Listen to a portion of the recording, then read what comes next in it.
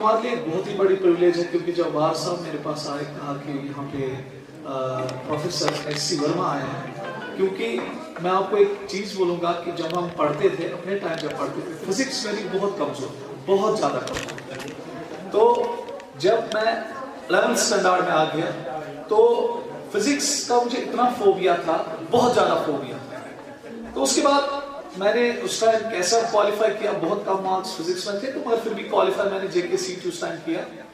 और उसके बाद एक दौर चला जहां पे हर किसी बच्चे के जुबान पे एक ही किताब होती थी, क्योंकि मैं 2002 की बात कर रहा हूं, जहां से मैंने कोचिंग स्टार्ट करना शुरू किया। तो बच्चों के लबों पे खाली एक किताब का नाम होता था HC वर्मा।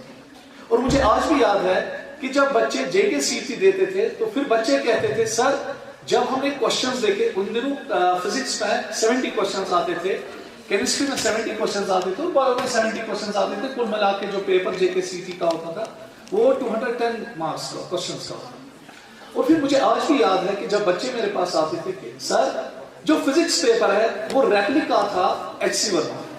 इवन कुछ न्यूमेरिकल्स ऐसे भी होते थे जो सीधे HC वर्मा से उठाए जाते थे एग्जाम्स। तो आबिद सर भी यहाँ पे, दाऊद सर भी यहाँ, इनको तो ज्यादा पता होगा क्योंकि इन्होंने उस एरा में क्वालिफाई किया था, तो मैं उससे पहले ही था, सीनियर था। तो मगर एक चीज है कि हर किसी बच्चे के लबों पे एक किताब थी, वो HC वर्मा।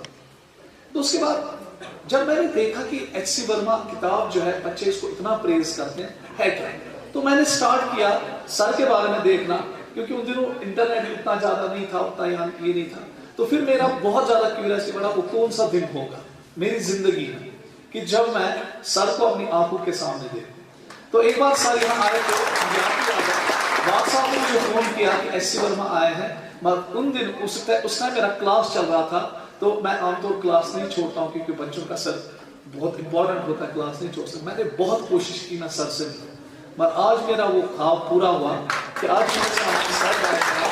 तो मैं बोल रहा हूँ, पहले तो मेरा कोई हक नहीं बनता इतनी बड़ी हस्ती के सामने बोलना, इतने बड़े आइकन के सामने बोलना। अभी इरम ने कहा लीजेंड, नहीं एक्चुअली हम कोई लीजेंड नहीं, हम शागिर्द हैं। लीजेंड आज यहाँ पे बैठे हैं, सीधा हमारे सामने बैठा है। तो इससे बड़ी बात हमारे लिए कोई नहीं हो सकती है कि हम इतने बड़ी फिजिक्स की जो अथॉरिटी है, आई कैन से कि अगर इंडिया में कोई फिजिक्स की अथॉरिटी आज तक आई है वो यही है प्रोफेसर HC वर्मा जो हमारे सामने बैठे हैं। तो ये हम सबकी खुशकिस्मती है, चाहे वो टीचर हो, चाहे वो यहाँ की एडमिनिस्ट्रेशन हो, चाहे वो यहाँ के टीचर्स हो, चाहे हम हो, चाहे आप बच्चे हो।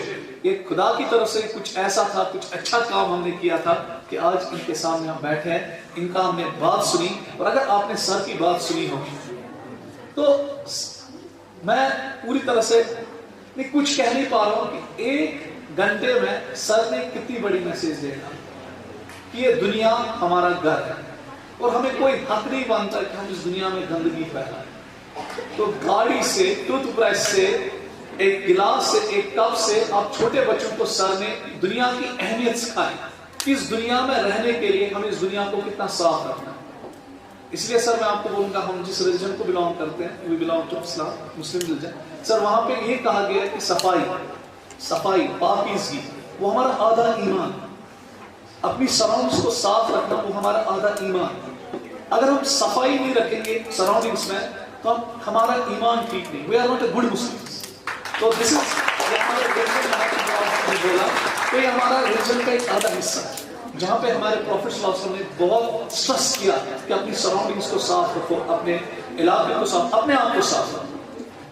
तो मैं बहुत थैंक्स कर रहा हूँ कि वो हमारे पास आए, हम नाचीज के पास आए जिसके लायक हम नहीं थे, सर यहाँ आ गए। नहीं तो मैं नहीं एक्सपेक्ट करता था कि सर यहाँ आए, मगर इनकी ग्रेटनेस है कि स्कूल हमारा जो चला है। नहीं तो कश्मीर में बड़े बड़े स्कूल्स हैं, हमारा एक छोटा सा स्कूल है, छोटा सा इदारा है, मगर सर ने हमें रेस्पेक्ट दिया। तो विश कि सर हमारे साथ हमेशा रहे, जब भी कश्मीर आए एटलीस्ट हमारे पास आए।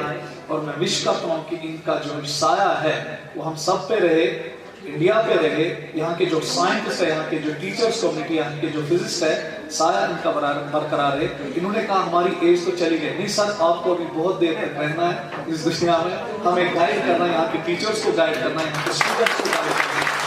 तो हम चाहते हैं कि ये लॉन्ग, तो आपका जो ये है हाथ है, जो यहाँ के टीचर्स हैं, आप उनको कंटिन्यूसली गाइड कीजिए। हम जैसे टीचर्स को भी कंटिन्यूसली गाइड कीजिए ताकि हमें पता चले कि एजुकेशन जो है उसका बढ़ेगा।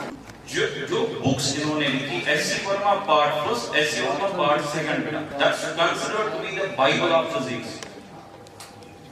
सर का जो रेस्पेक्ट है, मतलब सर की जो लेवल है, पहले मैं थोड़ा मैं बता दूं, 1992 में सर ने जो आईआईटी कानपुर है वहां से एमएससी पीएचडी कंप्लीट किया 92। तो आपको बॉर्न है 2000 ऑनवर्ड से, तो आप अंदाजा करिए।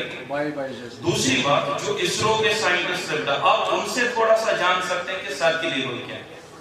आप उनसे पूछिए जो आईआईएम से, उनसे थोड़ा सा जान लीजिए सर की लेवल क्या है। हम इनकी रेफरेंस देते हैं। जब हमारे पास एक न्यूमेरिकल आती है, अच्छे से सुन लीजिए, जब एक न्यूमेरिकल आती है, मतलब अप्रोच अगर आपको देखना है कि 100% जो मिल सकता है वो आप सर से ले सकते हैं। कुछ चीजें मैंने अपनी जिंदगी में, अपने इंजीनियरिंग के टाइम सर के लेक्चर सुने हैं, देखे हैं, पढ़े हैं। जैसे एक कॉन्सेप्ट सर ने डिस्कस किया था, रिफ्लेक्शन जब होती है तो रिफ्लेक्शन जरूर होती है, और जब रिफ्लेक्शन होती है इट इज नॉट नेसेसरी कि रिफ्लेक्शन वहां पे हो। Thanks so much sir, that was a beauty. मतलब ऐसी चीजें मैंने सर से सीखी। जैसा कि सर ने पहले कहा, जेएनवार सर ने, और कि यहाँ बोलना मेरे लिए बहुत मुश्किल है। क्लास में तो मैं बहुत है ना बातें करता हूँ, बट उनके सामने बोलना, जिनकी किताबें पढ़ा के हम पढ़ाते हैं, तो जब भी हम पढ़ाते हैं तो रेफरेंस होती है ऊपर एस.सी. वर्मा से लिए हैं। तो सर हमारे सामने बैठे और फिर जेएनवार सर है और सदाम सर है, तो इनके सामने बहुत मुश्किल है बोलना, और मुझे लगता है कि इतना काफी है।